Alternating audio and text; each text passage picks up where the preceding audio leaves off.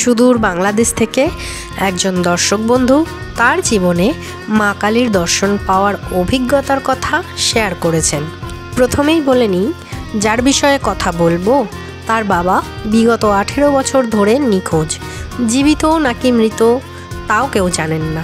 তিনি রোজই মা কালীকে মনে মনে স্মরণ করতেন ও বলতেন, মা, আমার বাবা কোথায় আছে তা খুঁজে দাও।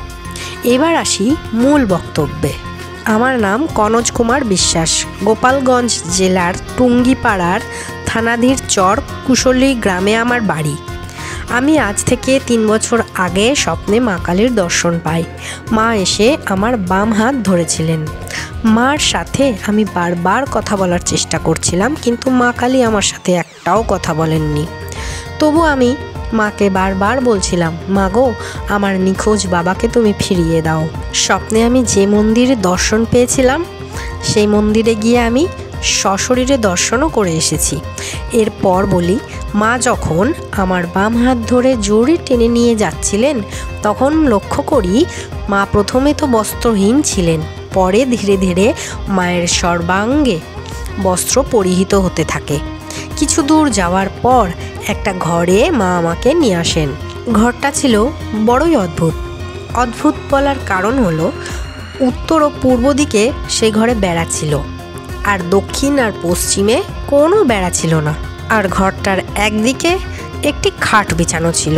সেই খাটে একটি মহিলা ও একটি পুরুষ মৃতদেহের মতো শায়িত ছিল, আর আমার দিকে অসুরের মতো তাকিয়েছিল। আর সবচেয়ে অবাক করা বিষয়টা হলো, ওই খাটের 4টি পায়ার বদলে ছিল 4টি কাটা মুন্ডু। সেই কাটা মুন্ডু দিয়ে গল গল করে রক্ত পড়ছিল, ও সেই মুন্ডুগুলি আমার দিকে অসুরের মতো ভয়ঙ্করভাবেই তাকিয়েছিল। তবে আমি একটুও ভয় পাইনি। কেন জানেন? কারণ আমার মা আমার সাথে ছিল। এরপর আমার স্বপ্ন ভেঙে যায়।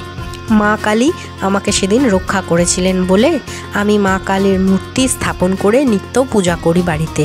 তবে সেই স্বপ্নের অর্থ আজও বুঝতে পারিনি, আর বাবাও আর ফিরে আসেননি। আপনারাও যদি আপনাদের জীবনে ভগবানের কোনো অলৌকিক ঘটনার সাক্ষী হয়ে থাকেন তাহলে অবশ্যই আমাকে জানাবেন। আমি আমার এই চ্যানেলের মাধ্যমে আপনাদের ঘটনাটি পৌঁছে দেব সমগ্র দর্শক মণ্ডলীর কাছে। এখন প্রশ্ন, কিভাবে পাঠাবেন? আমার ভিডিওর ডেসক্রিপশনে আমি আমার ফেসবুক পেজ লিংক দিয়ে দেব। আপনারা সেখানেই আমাকে গল্প পাঠাতে পারেন। সকলে খুব ভালো থাকুন, সুস্থ থাকুন। জয় মা কালী।